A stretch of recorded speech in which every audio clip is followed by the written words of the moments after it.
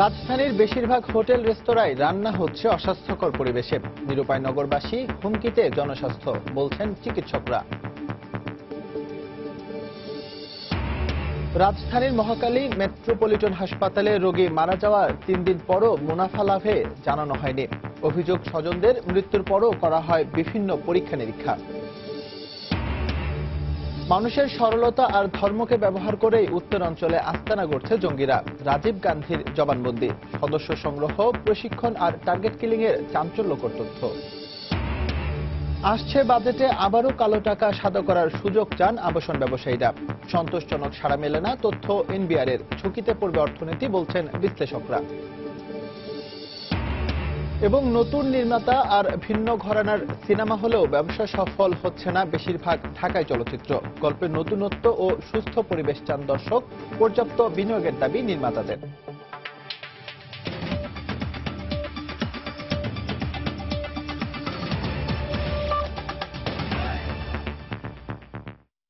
সময় সংবাদের সঙ্গে আছে আমি। হোটেল রেস্তোরাঁয় খাবারের নামে কি খাওয়ানো হচ্ছে, এই প্রশ্নের যেমন কোনো উত্তর নেই, তেমনি নেই খাবারের মান যাচাইয়ের উপায়ও। এ কারণে অনেক সময় খাদ্যের নামে অখাদ্য খেতে হচ্ছে নিরুপায় নগরবাসীকে। চিকিৎসকরা বলছেন এসব খেয়ে হুমকিতে আছে জনস্বাস্থ্য। রাজধানীর বিভিন্ন হোটেল ঘুরে আতিকুর রহমান তমালের রিপোর্ট, ছবি তুলেছেন নিজামুদ্দিন।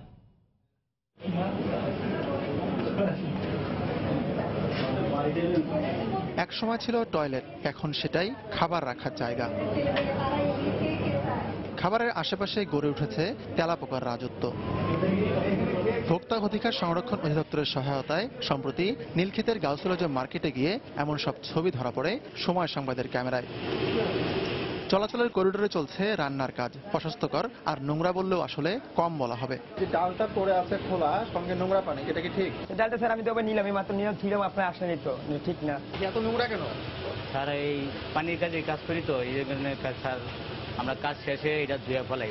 ঢাকা বিশ্ববিদ্যালয়, ইডেন কলেজ আর বুয়েটের শিক্ষার্থীরাই এই দুই হোটেলের মূল ক্রেতা। আমরা এই খাবারটা তো নিরুপায় হয়ে খাই, মনে হয় না যে সম্পূর্ণ ভালো খাবার খাই। একটা মরিচের ভর্তা আছে, নিতে বলেন, ওটা খাইলে তো মনে অবস্থা খারাপ হয়ে যাবে। খুব ঝাল। হ্যাঁ, আমি খাই, আমার অবস্থা খুব খারাপ। সাধারণত হোটেল রেস্তোরাঁর একটি অঘোষিত নিয়ম হলো আপনি রান্নাঘরে ঢুকতে পারবেন না। এ কারণে কোন হোটেলে রান্নাঘরের কি দশা সেটি মালিক আর কর্মচারীরা ছাড়া কেউই জানেন না। যদি কোনো ভোক্তা বা ক্রেতার সন্দেহ হয়, তাদেরকে দেখার সুযোগ দেওয়া, তো এটা তো একটা অধিকারের মধ্যে পড়ে। এবার দেখা যাক মতিঝিলের নাম করা মার্লিন রেস্তোরাঁর কি অবস্থা। সেখানেও বাইরে পরিপাটি, কিন্তু ভেতরের অবস্থা করুণ। এটা কি নোংরা না জিনিসটা? আপনি পানিগুলো ধুচ্ছেন এই জায়গাতেই,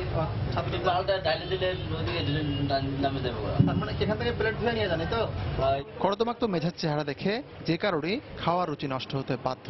অস্বাস্থ্যকর পরিবেশ যে শুধু রান্নাঘরে তাই নয়, যারা পরিবেশন করছেন তাদেরও নেই পরিষ্কার পরিচ্ছন্নতার বালাই।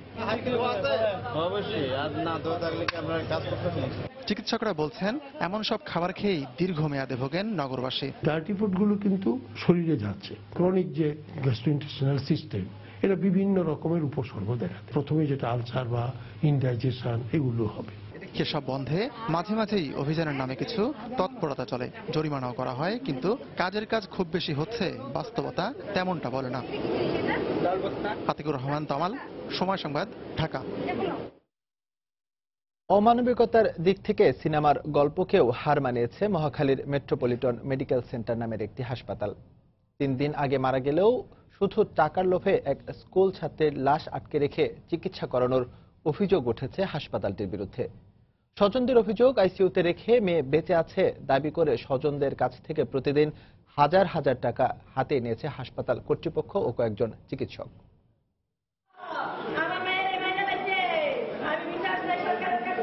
এসএসসি ফলপ্রার্থী মেয়েকে হারিয়ে দিশেহারা মা, এই ক্ষতি যে পূরণ হবার নয়। স্বজনরা জানান, মার্চের 18 তারিখে সড়ক দুর্ঘটনায় মাথায় আঘাত পাওয়ার পর এসএসসি পরীক্ষার ফলপ্রার্থী আইভিকে ভর্তি করা হয় মহাখালীর মেট্রোপলিটন মেডিকেল সেন্টারে। সেখানে আইসিইউতে রেখে 15 দিন চিকিৎসা দেওয়ার পরও অবস্থার কোনো উন্নতি না হওয়ায় রোববার রাতে আইভিকে সোহরাওয়ার্দী হাসপাতালে পাঠানোর সিদ্ধান্ত নেয় পরিবার। তখনই মেট্রোপলিটন হাসপাতালের চিকিৎসকরা তাকে মৃত ঘোষণা করেন। তবে অন্য চিকিৎসকদের বরাত দিয়ে স্বজনরা দাবি করেন আইভি 3 দিন আগেই মারা গেছে। আমার মাইয়া 3 দিন ধরে আজকে লড়ে না। আমরা জিজ্ঞাসা করলে যদি হাত পা ঠান্ডা ঠান্ডা বরফ হয়ে গেছে, আমি যাই এই ধরি তো ইয়া করছে এসি চাচ্ছি তো আর ফ্যান চাচ্ছি, তার জন্য হাত পাও ঠান্ডা হয়ে গেছে।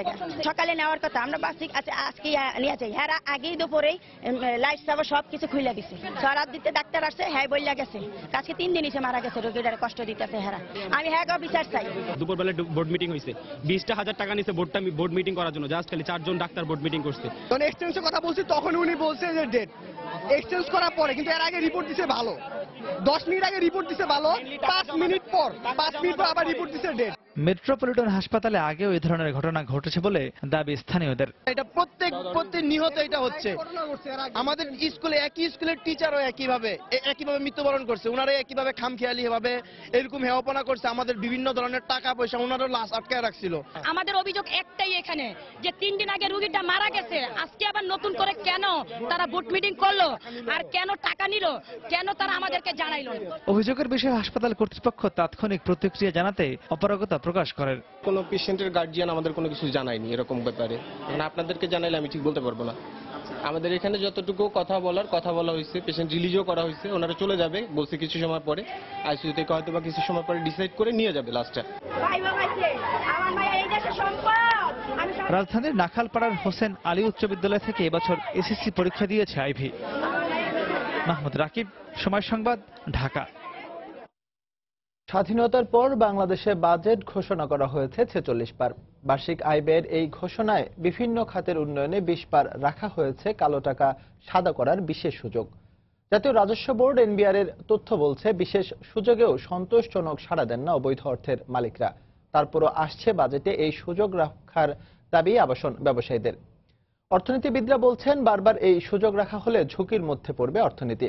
কামরুল হাসান সবুজের রিপোর্ট। কালো টাকা সাদা করার বিষয়ে কারো কারো মধ্যে বিভ্রান্তি রয়েছে।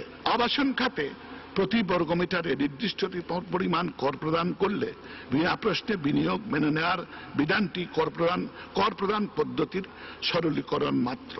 কালো টাকা সাদা করার এমন সুযোগ দেয়া হয়েছে বহুবার।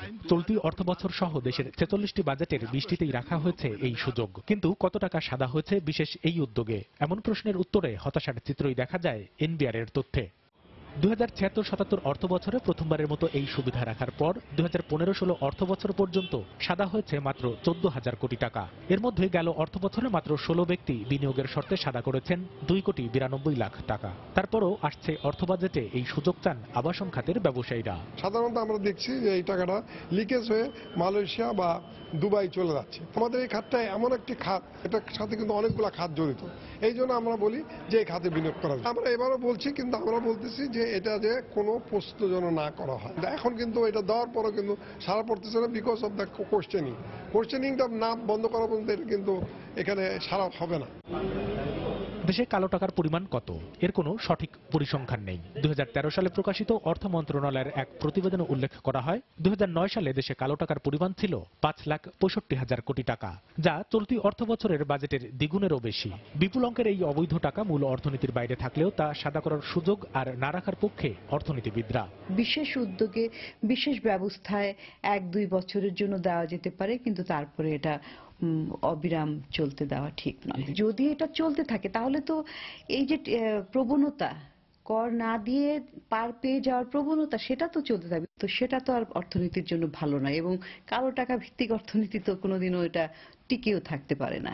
কালো টাকাই জঙ্গি অর্থায়ন, মাদক ব্যবসা সহ অপরাধমূলক কাজে বিনিয়োগের উৎস উল্লেখ করে এ ব্যাপারে সরকারকে আরো কঠোর হওয়ার পরামর্শ তাদের। মাদক কিংবা চোরা কারবারি না। কামরুল হাসান সবুজ, সময় সংবাদ, ঢাকা। অর্থনীতির অন্যান্য সময় সংবাদ আরো থাকছে।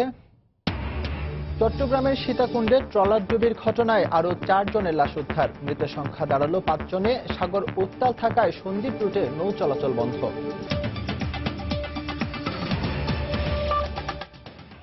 মানুষের সরলতা আর ধর্মকে ব্যবহার করে কার্যক্রম বিস্তারের জন্য আস্তানা গড়তে উত্তরাঞ্চলকে বেছে নিচ্ছে জঙ্গিরা। নব্যজেম্বির উত্তরাঞ্চলের প্রধান জাহাঙ্গীর আলম ওরফে রাজীব গান্ধীর নেতৃত্বে শুরু হয় সদস্য সংগ্রহ ও প্রশিক্ষণ। শীর্ষ এক জঙ্গির অর্থায়ন ও তার প্রশিক্ষণে টার্গেট কিলিং এ নামে অন্যান্য জঙ্গিরা। সম্প্রতি আদালতে রাজীব গান্ধীর দেয়া জবানবন্দিতে এ ভয়ঙ্কর তথ্য উঠে এসেছে বলে পুলিশ ও আইনজীবীরা জানিয়েছেন। আরো জানাচ্ছেন হেদায়েতুল ইসলাম বাবু। নব্য জেএমবির উত্তরাঞ্চল প্রধান রাজীব গান্ধী গাইবান্ধার সাঘাটায় ফজলে রাব্বি হত্যাকাণ্ডে জড়িত থাকার বিষয়টি স্বীকার করে পুলিশ ও আদালতের কাছে জবানবন্দি দিয়েছে। জঙ্গি সংগঠন জেএমবি ছেড়ে স্বাভাবিক জীবনে ফিরে গিয়ে সংগঠনটির এক নেতাকে পুলিশের হাতে ধরিয়ে দেয়ায় রাব্বিকে খুন করা হয় বলে স্বীকার করেছে রাজীব গান্ধী। ফজলে রাব্বি হত্যাকাণ্ড, সেও কিনা একসময় জেএমবি ছিল, সাংগঠনিক সিদ্ধান্তের মাধ্যমে তারা হত্যা করে এবং তারা অসৃষ্টি করে সকলের নাম বলে এবং সেই হত্যাকাণ্ডের সেই মূল পরিকল্পনাকারী হিসেবে ছিল। এই রাজীব গান্ধী প্রত্যক্ষভাবে এই মারার সঙ্গে জড়িত ছিল। তাদের কথা, একবার যারা জেএমবিতে আসবে জেএমবি থেকে বের হওয়া যাবে না, গেলে তাকে তারা হত্যা করবে। কিলিং মিশনের অংশ হিসেবে তার পরিকল্পনায় খুন হয় পল্লী চিকিৎসক মাহবুবুর রহমান ডিপটি। উত্তরের বিভিন্ন জেলায় ভিন্ন ধর্মাবলম্বী থেকে শুরু করে বিদেশি নাগরিক ও সাধারণ মানুষকে হত্যার কথাও স্বীকার করে রাজীব। ডক্টর দীপ্তি হত্যাকাণ্ডেরও সে মূল পরিকল্পনা ছিল, যেটা মামলা সিআইডি গাইবান্ধা করছে এবং তারা সেটা তো 164 করেছে। সে হচ্ছে এই উত্তর অঞ্চলের মাস্টার মাইন্ড। তার নির্দেশেই সমস্ত ঘটনাগুলো ঘটতো। জাপানি নাগরিক হত্যার মামলাও, সে মামলা তার নির্দেশেই হয়েছে। শীর্ষ জঙ্গিদের সাথে গাইবান্ধার চরাঞ্চলে একাধিক বৈঠকের কথা পুলিশের কাছে স্বীকার করে রাজীব গান্ধী জানায়, তামিম চৌধুরীর অর্থায়নে দাওয়াতি গ্রুপ গঠন করে সদস্য সংগ্রহের পাশাপাশি তাদের প্রশিক্ষণ দেয় সে। তামিম চৌধুরী তাদের মূল লিডার ছিল, তার মাধ্যমে তারা অর্থ পেত। যারা পারফেক্টলি অপারেশনাল অবস্থায় যেতে পারবে সেই ধরনের সদস্য সে জানতো এবং সে গাইবান্ধা কিছু লোকজন ছিল, এটাও সে বলেছে, এবং পার্শ্ববর্তী জেলাগুলোতেও ছিল, এটাও সে বলেছে। গাইবান্ধার সাঘাটা উপজেলার ভূতপাড়া গ্রামে জন্ম নেয়া জাহাঙ্গীর আলম ওরফে রাজীব গান্ধী স্ত্রী সন্তানদের নিয়ে গোবিন্দগঞ্জের মালঞ্চ গ্রামে বসবাস করত। তার বাড়িতে জঙ্গিদের বৈঠকের সময় পুলিশের সাথে গোলাগুলিতে এক জঙ্গি নিহত হয়। হেদায়েতুল ইসলাম বাবু, সময় সংবাদ, গাইবান্ধা। সুইসাইডাল ফেস্টের বিস্ফোরণের কারণে মৌলভীবাজারের বড়হাটে জঙ্গি আস্তানায় 3 জনের মৃত্যু হয়েছে বলে জানিয়েছেন ময়নাতদন্তকারী চিকিৎসক। গতকাল দুপুরে ময়নাতদন্তের দায়িত্বপ্রাপ্ত মৌলভীবাজার হাসপাতালে তত্ত্বাবধায়ক ডাক্তার পার্থ সারথী দত্ত এ তথ্য জানান। পরিচয় শনাক্তে এক নারীসহ 3 জনের ডিএনএ নমুনা সংগ্রহ করা হয়েছে। এদিকে জঙ্গি আস্তানায় অপারেশন ম্যাক্সিমাস শেষ হলেও এখনও পুরোপুরি স্বাভাবিক হয়নি মৌলভীবাজারের বড়হাট এলাকার পরিস্থিতি। নিরাপত্তার স্বার্থে জঙ্গি আস্তানার 300 গজ এলাকা জুড়ে জারি রয়েছে 144 ধারা। গত মঙ্গলবার থেকে ঘিরে রাখা হলেও শুক্রবার বড়হাটের বাড়িটিতে অপারেশন চালায় সোয়াত ও কাউন্টার টেরোরিজম ইউনিট। এতে এক নারীসহ 3 জঙ্গি নিহত হয়।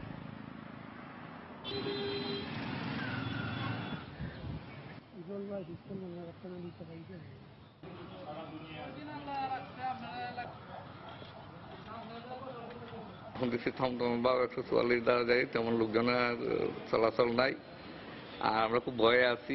আজকে যাওয়ার দোকান খোলা হয়েছে, এখন পর্যন্ত কোনো ক্রেতার কোনো আগমনের কোনো দ্বারা দিচ্ছে না। এখনো নিরাপদ নয় বলতে কালো রাতকে গুলাগুলি শব্দ শোনা গেছে। 3টি লাশেরই শরীরের যে মাঝখানের যে অংশ, পেটের দিকের যে অংশটুকু সম্পূর্ণ উড়ে গিয়েছে এবং এর থেকে ওনাদের যে অপিনিয়ন সুইসাইডের যে বম ব্লাস্ট, এর কারণেই তাদের মৃত্যু হয়েছে। মৌলভীবাজারে জঙ্গি আস্তানায় নিহত 7 জনের মধ্যে 6 জন একই পরিবারের সদস্য বলে ধারণা করছে পুলিশ। নিহতদের মধ্যে একজন লোকমান এবং তার সঙ্গে জঙ্গি সংশ্লিষ্টতা ছিল বলে ধারণা আইনশৃঙ্খলা রক্ষা বাহিনীর। অন্যদিকে এই 6 জনকে পরিবারের সদস্য হিসেবে দাবি করেছে দিনাজপুরের ঘোড়াঘাট উপজেলার একটি পরিবার। দিনাজপুর থেকে গোলাম নবী দুলালের তথ্য, মঞ্জিদ আলম শিমুলের ছবি নিয়ে ডেস্ক রিপোর্ট। মৌলভীবাজারে জঙ্গি আস্তানায় অপারেশন ম্যাক্সিমাসে নিহত একজনের নাম লোকমান আলী বলে ধারণা করছে দিনাজপুর জেলা পুলিশ। এছাড়া এই অভিযানে নিহত আরও 5 জন তার স্ত্রী ও সন্তান বলেও ধারণা পুলিশের। অন্যদিকে এদের সবাই দিনাজপুরের ঘোড়াঘাট উপজেলার বাসিন্দা বলে দাবি করছে সেখানকার স্থানীয় এক পরিবার। তাদের দাবি 2002 সালে একই উপজেলার শিরিন আক্তারের সঙ্গে বিয়ে হয় লোকমান আলীর। এর কিছুদিন পরই সে জঙ্গি কর্মকাণ্ডে জড়িয়ে পড়ে বলে জানায় পরিবারটি। এরপর গত 4 বছর ধরে লোকমান ও শিরিনের সঙ্গে কোনো যোগাযোগ ছিল না পরিবারের। সবশেষ গত 29শে মার্চ তাদের মুঠোফোনে কথা হয় শিরিনের সঙ্গে। মা আমার সাথে দেখা হবে না, আমাকে দোয়া করেন। তাই আমি বললাম, মা তোমার ঠিকানা কোথায় কোথায় আছেন ক, আমার তোমার বাবা জানিয়ে আসবি। কয় না মা, আমার ঠিকানা দেওয়া যাবে না। যখন আমরা আস্তে আস্তে বুঝতে পারলাম যে ও এই অপরাধ জগতে আস্তে আস্তে চলে যাচ্ছে, তখন ওকে আমরা নিষেধ দিছি, অনেকবার নিষেধ করছি, কিন্তু আমাদের নিষেধ শোনেনি। আমার জামাইকে আমি চাই না, সে দেশের শত্রু, আমার দরকার নেই। আমার নাবালক যেগুলো আছে সে তো দোষী না ভাই, আমার এই নাবালকগুলা আমি চাই। স্থানীয় জনপ্রতিনিধি বলছেন, অনেক আগেই জঙ্গি সংশ্লিষ্টতার অভিযোগে পুলিশের কাছে লোকমানের নাম জানানো হয়েছিল। শোলাকিয়ার ঘটনার পর আমরা প্রশাসনকে 3 জনের নাম অবহিত করি। যে 3 জনের নাম ছিল তার মধ্যে যে মারা গেল লোকমান, ইনি একজন। পুলিশ বলছে লোকমানের বিরুদ্ধে সন্ত্রাস বিরোধী মামলা রয়েছে। তত্ত্বাবধায়ক সরকারের আমলে সেই এলাকাতে ত্যাগ করে, এর পরবর্তীতে আর সেই এলাকাতে ফিরে আসে নাই। এবং আমি এর সম্পর্কে একটু যাচাই করে জানছি যে চাঁপাই নবাবগঞ্জের শিখগঞ্জ থানায় তার নামে একটি মামলা, সন্ত্রাস বিরোধী আইনে একটি মামলা আছে। আমি তাদের সাথে কথা বলছি, অনেকে বলছে যে হ্যাঁ, এই পরিবারটা সেই আত্মঘাতী পরিবারের সদস্য এই লোকমান হোসেন। তবে লোকমান এবং তার পরিবারের সদস্যরাই মৌলভীবাজারের জঙ্গি আস্তানায় নিহত হয়েছে বলে নিশ্চিত করেনি কাউন্টার টেরোরিজম ইউনিট। সময় সংবাদ, দিনাজপুর। অপারেশন টুয়ালাইট শেষ হওয়ার 6 দিন পর সিলেটের শিববাড়ির আতিয়া মহলে 2 জঙ্গির লাশ উদ্ধার ও বোমা নিষ্ক্রিয়করণের কাজ শুরু করেছে র্যাবের বোম ডিসপোজাল ইউনিট। সকাল 8টার দিকে ডগ স্কোয়াড নিয়ে আতিয়া মহলে প্রবেশ করে র্যাব। তবে শিববাড়ি এলাকায় ঘিরে রেখেছেন শৃঙ্খলা রক্ষা বাহিনীর সদস্যরা। গত মঙ্গলবার 82 ঘণ্টা কমান্ডো অভিযান শেষে আতিয়া মহল পুলিশের কাছে হস্তান্তর করে সেনাবাহিনী। অভিযান শেষ হওয়ার আগের দিন 3 জঙ্গির লাশ পুলিশের কাছে হস্তান্তর করে কমান্ডো বাহিনী। এরপর অভিযানের সমাপনী ব্রিফিংয়ে আতিয়া মহলের ভেতরে শরীরের সুইসাইড ভেস্ট লাগানো আরও 2 জঙ্গির লাশ পড়ে আছে বলে জানানো হয়। এছাড়া আতিয়া মহল ও এর আশপাশের এলাকায় অবিস্ফোরিত আরও বোমা থাকতে পারে বলেও জানানো হয়। সেই তথ্যের ভিত্তিতে সকালে অভিযান শুরু করে র্যাবের বোম ডিসপোজাল ইউনিট।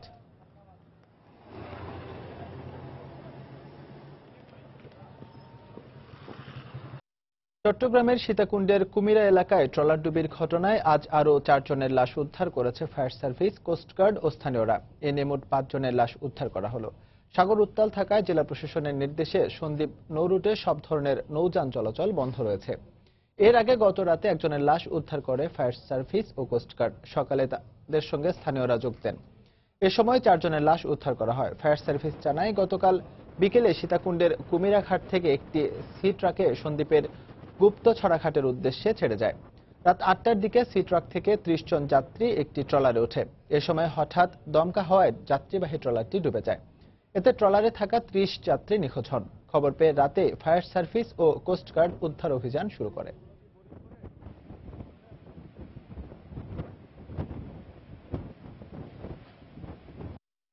বঙ্গোপসাগরের যেই মোহনা, যে বড় একটা নদী, যে নদীতে স্বাভাবিক অবস্থায় মানুষ কাজ করতে হিমশিম খেতে হচ্ছে, কিন্তু এখন যে জোয়ারের উত্তাল জোয়ার, এই মুহূর্তে জোয়ারে কাজ করা দুরূহ ব্যাপার হয়ে যাচ্ছে। নেভি এবং কোস্টগার্ড উদ্ধারের প্রক্রিয়া চালাচ্ছে। যেহেতু উত্তাল সমুদ্র, এখানে কিন্তু আসলে কেউ মিসিং হলেও তাৎক্ষণিক জানা যাবে না। চট্টগ্রামের সীতাকুণ্ডের কুমিরা এলাকায় ট্রলার ডুবির ঘটনায় 5 জনের লাশ উদ্ধার করেছে ফায়ার সার্ভিস, কোস্টগার্ড ও স্থানীয়রা। এই মুহূর্তে ঘটনাস্থলে আছেন সহকর্মী কমল দে। চলে যাচ্ছি তার কাছে। কমল। ধন্যবাদ ইকবাল। গতকাল রাতে চট্টগ্রামের সীতাকুণ্ডের কুমিরাঘাট থেকে সন্দ্বীপের গুপ্তছড়া ঘাটের উদ্দেশ্যে যাওয়া ট্রলার যে ডুবির ঘটনা, সেই ঘটনায় এখন পর্যন্ত 5 জনের মৃত্যু হয়েছে বলে আমরা জানতে পেরেছি।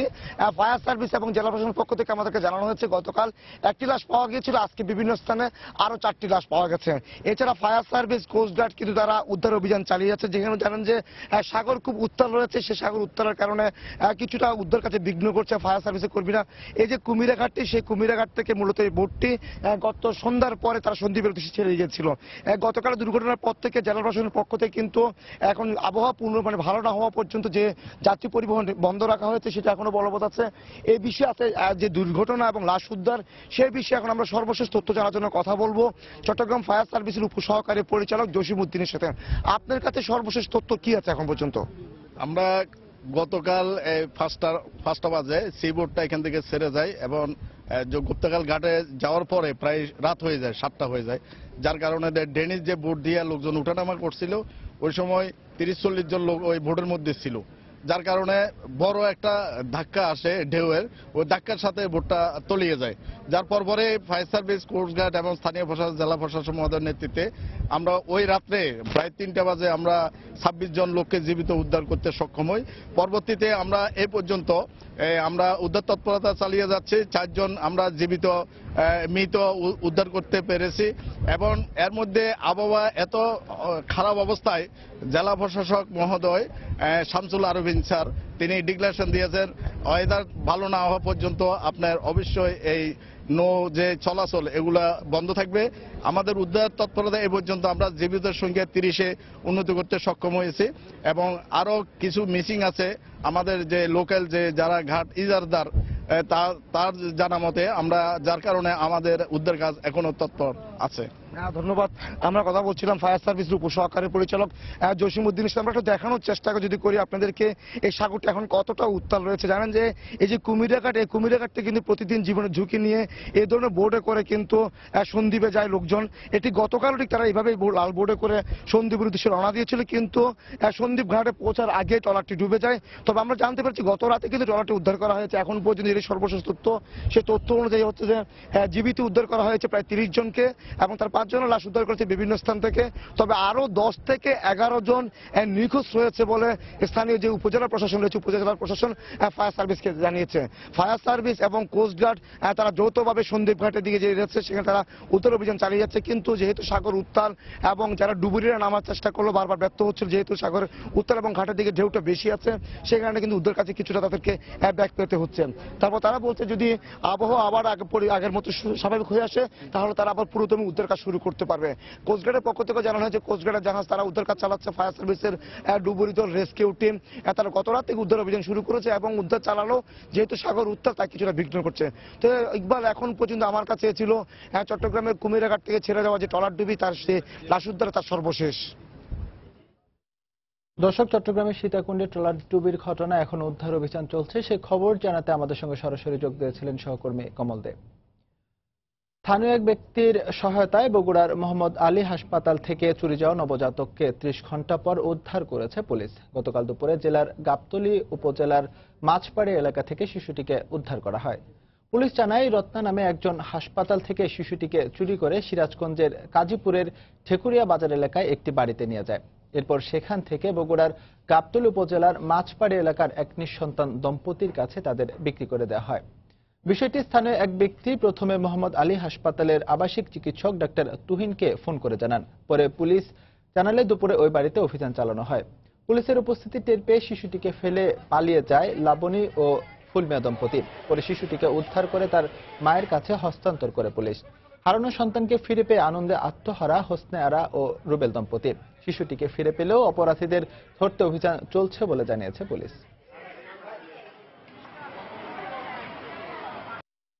আমরা অবশ্য আসামি গ্রেপ্তার করতে পারিনি, কিন্তু আসামি গ্রেপ্তারের চেয়ে আমাদের বাচ্চাটাকে সুস্থভাবে উদ্ধার করার দিকে আমাদের নজরটা বেশি ছিল।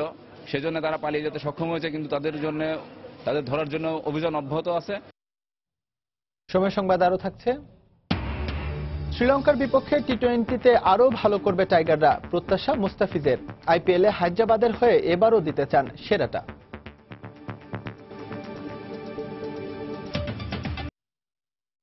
রাজধানীর বঙ্গবন্ধু আন্তর্জাতিক সম্মেলন কেন্দ্রে শুরু হওয়া 5 দিনব্যাপী 136তম ইন্টার পার্লামেন্টারি ইউনিয়নের তৃতীয় দিনের অধিবেশন চলছে আজ। সেখানে আছেন রিপোর্টার এহসান জুয়েল। সরাসরি চলে যাব তার কাছে।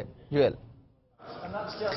ইকবাল, আইপিওর 5 দিনব্যাপী এই সম্মেলনের আজ তৃতীয় দিনের কার্যক্রম কিন্তু এর মধ্যে শুরু হয়ে গেছে। সকাল 9টায় এখানে এখন চলছে জরুরি বিষয়ে আলোচনা। এই আজকের জরুরি বিষয় নির্ধারণ করা হয়েছে আফ্রিকার একটি অংশ এবং ইয়েমেনের বিভিন্ন অঞ্চলেই যে খরা এবং দুর্ভিক্ষের কারণে লাখ লাখ মানুষ মারা যাচ্ছে, সেই মানুষদের জন্য কিভাবে জরুরিভাবে আন্তর্জাতিকভাবে উদ্যোগ নেওয়া যায় সে বিষয়ে যুক্তরাজ্য, বেলজিয়াম এবং কেনিয়া এই 3টি দেশ প্রস্তাব উত্থাপন করে। তারপর কিন্তু প্রায় 1.5 ঘন্টা ব্যাপী সে বিষয়ে আলোচনা চলছে এবং এই আলোচনায় বিভিন্ন দেশের পক্ষ থেকে অংশ নেওয়া হয়েছে। বাংলাদেশের পক্ষ থেকে ডাক্তার দীপু মনি তিনি অংশ নিয়েছিলেন আলোচনায়। তিনি বলেছেন যে বাংলাদেশের মানুষ এখন খাদ্য স্বয়ংসম্পন্ন এবং বিভিন্ন দেশেই কিন্তু খাদ্য সহযোগিতা বাংলাদেশ দিয়ে যাচ্ছে। সেসব ক্ষেত্রে বাংলাদেশও আন্তরিকভাবে চেষ্টা করবে ইয়েমেন এবং ইউরোপের আফ্রিকার যেসব অঞ্চলগুলোতে মানুষ খরা এবং দুর্ভিক্ষ দুর্ভিক্ষে ভুগছে তাদের সহযোগিতা করার।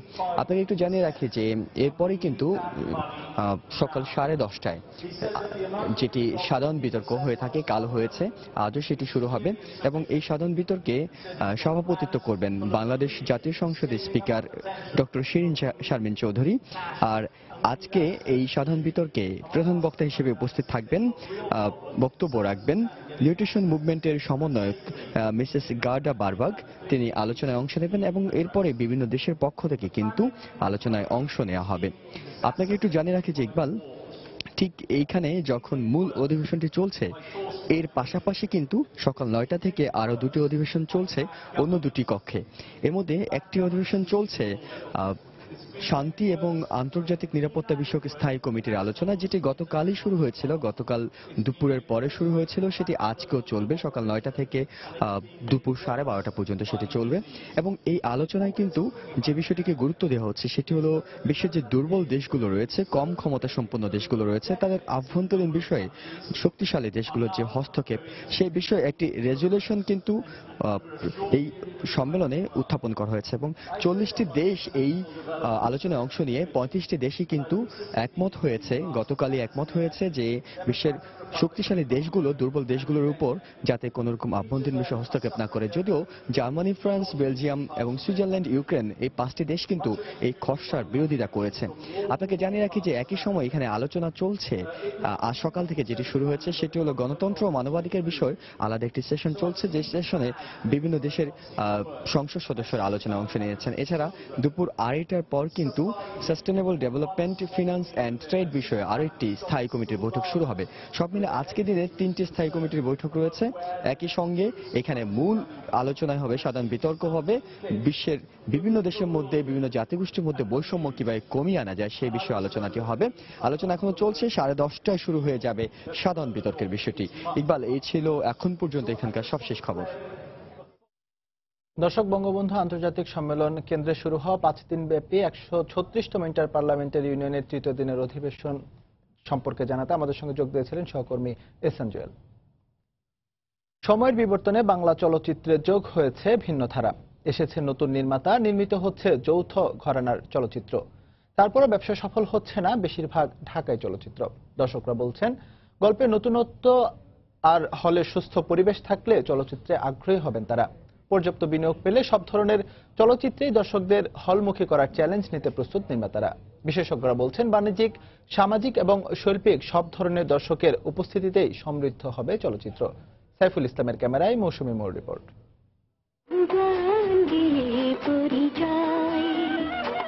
জীবন কখনো রূপালী পর্দার থেকেও রঙিন, কখনো শূন্যের মাঝে সম্ভাবনার। আর জীবনের এই ছোট ছোট গল্প, পাওয়া না পাওয়া, আবেগ, ভালোবাসা আর আক্ষেপ স্থান পায় চলচ্চিত্রে। তাই প্রতিবাদী স্বর, আবেগের সুর, কান্নার রং আর স্বাধীনতার স্লোগান সব মিলিয়ে চলচ্চিত্র গণমানুষের। লাইট, ক্যামেরা, অ্যাকশনের এই চলচ্চিত্র সময়ের প্রয়োজনে এগিয়েছে অনেক দূর। বাণিজ্যিক ছবির পাশাপাশি যোগ হয়েছে পিঁপড়াবিদ্যা আর আয়নাবাজির মতো সফল চলচ্চিত্র। প্রশ্ন তবু, সাধারণ মানুষ চলচ্চিত্র থেকে কত দূরে? বাংলাদেশের ছবি কোনো কাহিনী ভালো না, সেরকম সংলাপ লিখতে পারে না। যৌথ হয় তখন ইনভেস্টটা বেশি হয়, তখন ছবিগুলো একটু ভালো হয়। কাল্পনিক কোনো বিষয় দেখে কোনো লাভ নেই, তার চেয়ে আমাদের পরিবেশের সাথে মিলিয়ে ছবিগুলো আসলে আমাদের জন্য ভালো হয়। চকচকে রঙিনে পোস্টারের চাকচিক্যে চাপা পড়ে যায় হাজারো শিল্পীর উত্থান পতন। তবু দর্শকদের হলমুখী করার প্রত্যয় চলচ্চিত্র শিল্পীদের। এর মাধ্যমে কিভাবে আমাদের সংস্কৃতিকে বাইরে প্রচার করা যায়, এই জিনিসগুলো কোনোদিনই কোনো সরকার কিন্তু করে না। এত রেস্ট্রিকশন নিয়ে আমাদের ডিফারেন্ট টাইপের গল্পও হচ্ছে। আরো 2-3 বছর পর আমাদের মার্কেট আস্তে আস্তে অনেক বেশি ডেভেলপ করবে। নিজেদের সংস্কৃতির আলাদা প্রকাশভঙ্গি আর ঢং দিয়ে একদিন সারা বিশ্বে পরিচিত পাবে বাংলাদেশের চলচ্চিত্র, এমনটাই প্রত্যাশা চলচ্চিত্র নির্মাতাদের। নতুন ধরনের গল্প দেখার জন্য দর্শক যেমন থাকবে, আবার পুরনো স্কুলের বলিউড স্কুল ইন্সপায়ার্ড ছবি দেখার জন্য দর্শক থাকবে, এর সব রকমের ছবির দর্শক থাকবে। ভিডিও পাইরেসির কারণে আমাদের ছবিগুলো ধরা খেয়ে গেছে। যে সমস্ত পুঁজিপতিরা আগে ইনভেস্ট করতো তারা কেউ এখন ইনভেস্ট করছে না। চলচ্চিত্র নির্মাতা অভিনয় শিল্পী আর দর্শক এ তিনের সঠিক সমন্বয় করতে পারলে চলচ্চিত্র পাবে তার স্বরূপ, এমনটাই দাবি বিশেষজ্ঞদের। আজ যদি তোর বাবা বেঁচে থাকতো, এই ধরনের ডায়লগ দিয়ে বা এই চর্বিত চর্বণ গল্প দিয়ে আসলে এই যুগের ডিজিটাল চলচ্চিত্রকে আসলে ধারণ করা কোনোভাবেই সম্ভব? বাস্তবতাকে মেনে নিয়ে চলচ্চিত্র নির্মাণ করলে দর্শক সাড়া দেবেন, কিন্তু খুব ইমিডিয়েটলি বড় পরিবর্তন আসবে এরকম আমি মনে করি না। মৌসুমী মৌ, সময় সংবাদ, ঢাকা। প্রধানমন্ত্রী শেখ হাসিনার সভাপতিত্বে সচিবালয়ে চলছে মন্ত্রিসভার নিয়মিত সাপ্তাহিক বৈঠক। সকাল 10টায় শুরু হয় এই বৈঠক। এতে যোগ দিয়েছেন শিল্পমন্ত্রী আমির হোসেন আমু, বাণিজ্যমন্ত্রী তোফায়েল আহমেদ, স্বাস্থ্যমন্ত্রী মোহাম্মদ নাসিম সহ মন্ত্রিসভার সদস্যরা। সভা শেষে মন্ত্রিপরিষদ সচিব মোহাম্মদ শফিউল আলমের ব্রিফ করার কথা রয়েছে।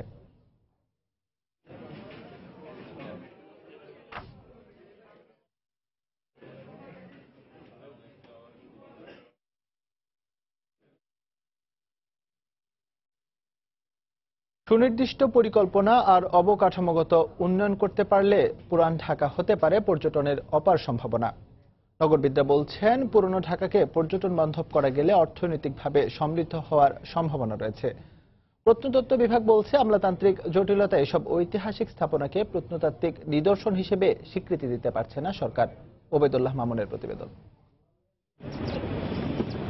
প্রায় 400 বছর আগে বুড়িগঙ্গার তীরে জন্ম হয় প্রাচীন নগরী ঢাকার। পুরান ঢাকার নানা ঐতিহ্য ও স্থাপনা শুধু ঢাকাকেই নয়, গোটা দেশকেই প্রত্নতাত্ত্বিক নিদর্শনের বাহক হিসাবে উপস্থাপন করছে আজও।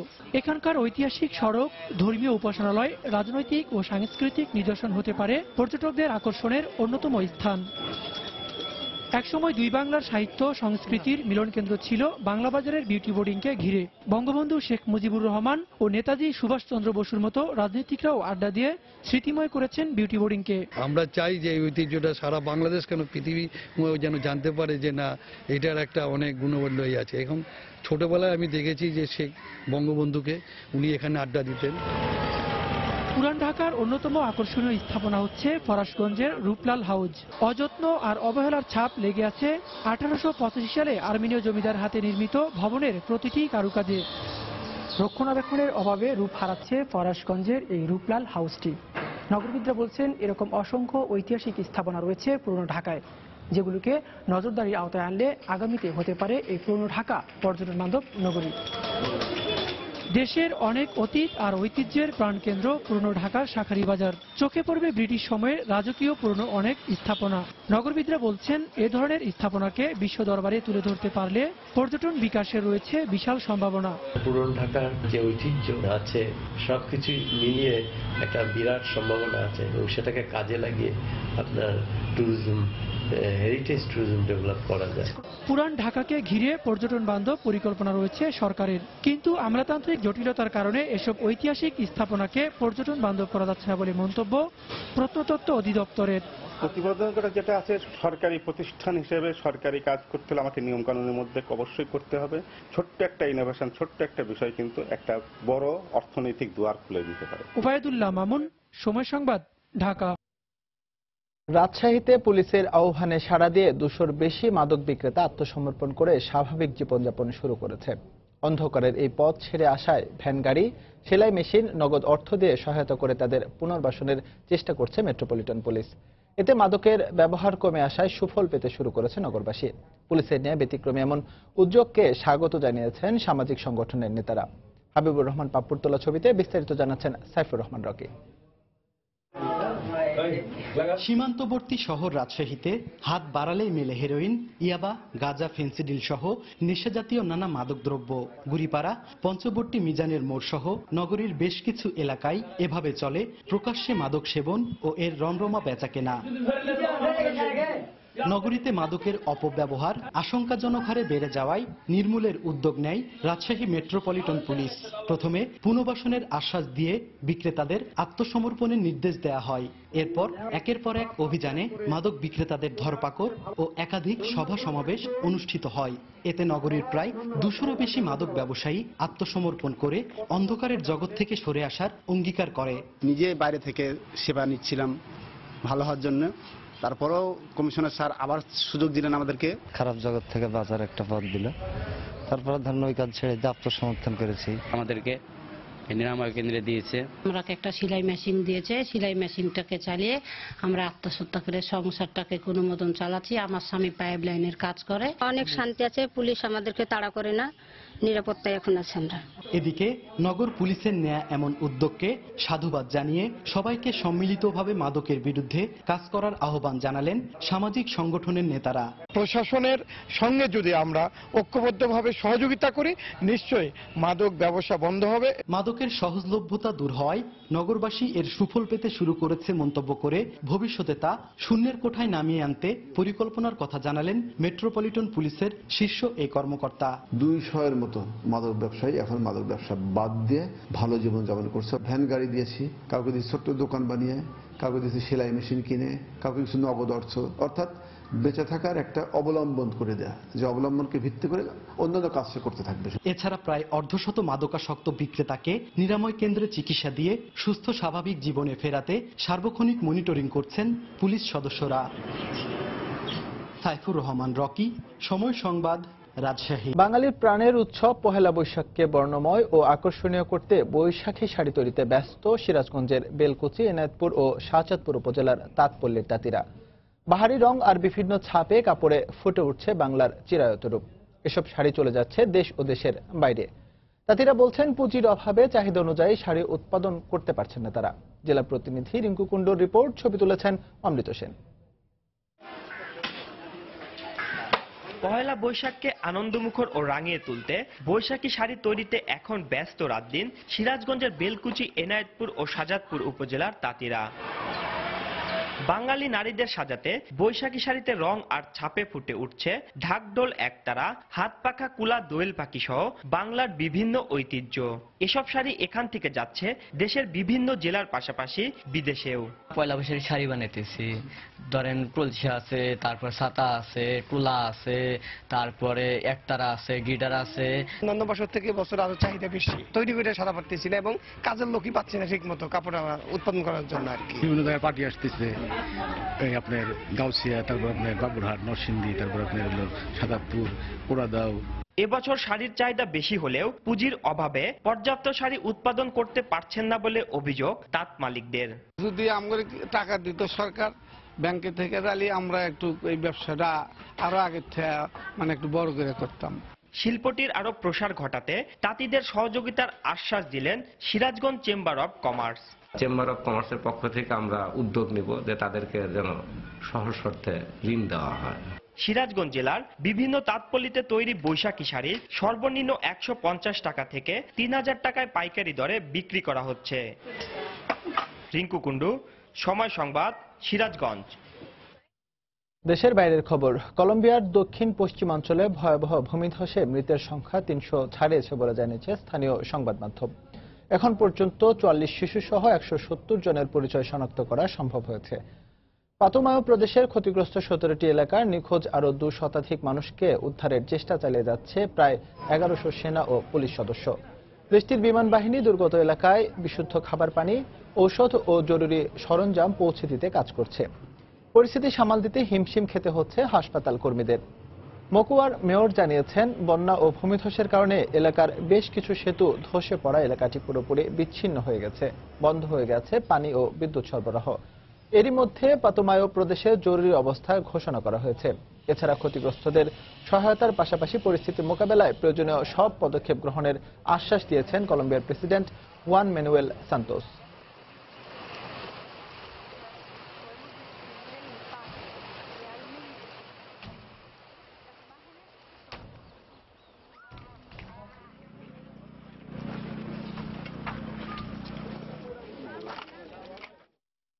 মঙ্গল গ্রহে মানুষের বাসস্থানের সন্ধান দিতে পারে এমন একটি ড্রোন তৈরি করেছে নাসা। সম্প্রতি ড্রোনটির একটি ভিডিও ইন্টারনেটে প্রকাশ করেছে। নাসার বিজ্ঞানীরা আশা করছেন, মঙ্গল গ্রহে মানুষের বসবাসের জায়গা সন্ধান করতে যন্ত্রটি সহায়ক হবে। ড্রোনটির বিশেষ গুরুত্ব সম্পর্কে বিজ্ঞানীরা বলছেন, এটি বায়ুশূন্য আবহাওয়ায় উঠতে পারে। এছাড়া ড্রোনটিতে বিশেষ কিছু ফিচার রয়েছে, যার মাধ্যমে এটি আগ্নেয়গিরি অতিক্রম এবং গভীর গুহায়ও চলতে পারবে। সম্পূর্ণ স্বয়ংক্রিয় এবং অত্যাধুনিক প্রযুক্তি নিশ্চিত করে ড্রোনটি তৈরি করা হয়েছে বলে জানান নাসার বিজ্ঞানীরা।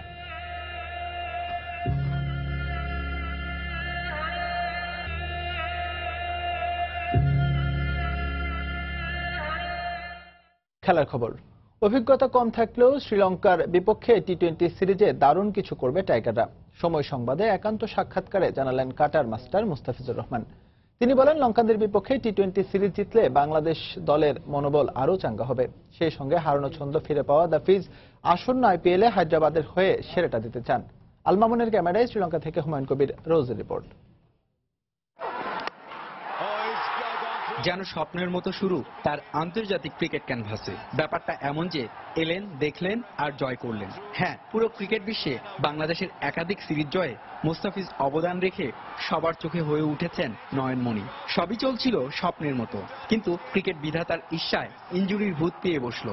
তবে আবারও ফিরলেন, কিন্তু নিউজিল্যান্ড সফরে ছন্দটা ফিরে পাচ্ছিলেন না। এবার লঙ্কার মাটিতে কাটারের ধার বেশ টের পাওয়া গেছে। ওইভাবে ভালো করতে পারি নাই, এখানে টেস্টে ভালো গেছে, ওয়ানডেতে ভালো যায় নাই।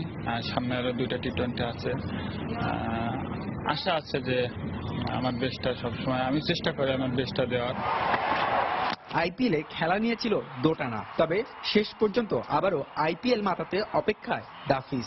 হায়দ্রাবাদের হয়ে ধরে রাখতে চান অতীতের ফর্মটা। জুনিয়র ছিলাম, এজন্য আমার সবাই হেল্প করতো, কোনো কিছু হলে ডাকতো, আর সবাই অনেক হেল্পফুল। ফার্স্ট আমার দেশের খেলা, আর দেশের খেলা থাকলে তো আমি আইপিএলে খেলতে পারবো না। তো ওখানে যে কয়টা পাবো সে কয়টা চেষ্টা করবো ভালো করার। তবে আপাতত আইপিএল এর ভাবনা তুলে রেখে মুস্তাফিজের মস্তিষ্কে এখন শুধু টি-20তে লঙ্কা বধের সংকল্প। নিউজিল্যান্ড 2টা খেলছিলাম, জিততে পারি না, চেষ্টা করবো এখানে জেতার কেন জিতবো ইনশাল্লাহ। আর টি-20 আমরা জিততে পারলে তখন আমাদের সবার মনোবলটা আরো আসবে যে টি-20 প্রতিপক্ষের বিপক্ষে বোলিং বিস্ফোরণে বাংলাদেশের অনেক জয়ে অবদান রেখেছেন মুস্তাফিজ। টাইগারদের এই স্বপ্ন সারথি এবার টি-20 সিরিজ জয়ে রাখতে চান সেরা অবদান। হুমায়ুন কবির রোজ, সময় সংবাদ, কলম্বো, শ্রীলঙ্কা। এ পর্যায়ে শীর্ষ সংবাদগুলো জানিয়ে দেব আরেকবার। রাজধানীর মহাখালী মেট্রোপলিটন হাসপাতালে রোগী মারা যাওয়ার 3 দিন পরও মুনাফার লোভে জানানো হয়নি। অভিযোগ, স্বজনদের মৃত্যুর পরও করা হয় বিভিন্ন পরীক্ষা নিরীক্ষা। ঢাকার বেশিরভাগ হোটেল রেস্তোরাঁয় রান্না হচ্ছে অস্বাস্থ্যকর পরিবেশে। নিরুপায় নগরবাসী, হুমকিতে জনস্বাস্থ্য, বলছেন চিকিৎসকরা। মানুষের সরলতা আর ধর্মকে ব্যবহার করে উত্তরাঞ্চলে আস্তানা গড়ছে জঙ্গিরা। রাজীব গান্ধীর জবানবন্দি, সদস্য সংগ্রহ, প্রশিক্ষণ আর টার্গেট কিলিং এর চাঞ্চল্যকর তথ্য। আসছে বাজেটে আবারও কালো টাকা সাদা করার সুযোগ চান আবাসন ব্যবসায়ীরা। সন্তোষজনক সাড়া মেলে না তথ্য এনবিআর এর। ঝুঁকিতে পড়বে অর্থনীতি, বলছেন বিশ্লেষকরা। এবং নতুন নির্মাতা আর ভিন্ন ঘরানার সিনেমা হলেও ব্যবসা সফল হচ্ছে না বেশিরভাগ ঢাকায় চলচ্চিত্র। গল্পের নতুনত্ব ও সুস্থ পরিবেশ চান দর্শক, পর্যাপ্ত বিনিয়োগের দাবি নির্মাতাদের। এই ছিল এখনকার মতো। যে কোনো খবর পেতে ভিজিট করুন সময়নিউজ.tv। যে কোনো বাংলা লিংক ও রবি নম্বর থেকে সময় সংবাদের খবর, অনুষ্ঠান সম্পর্কে জানতে এবং যে কোনো তথ্য সময় সংবাদকে জানাতে ডায়াল করুন 16242 নম্বরে। এছাড়া এইমাত্র পাওয়া খবর আপনার মোবাইল ফোনে পেতে SMS করুন *BN লিখে পাঠিয়ে দিন 16242 নম্বরে। সঙ্গে থাকুন সময়।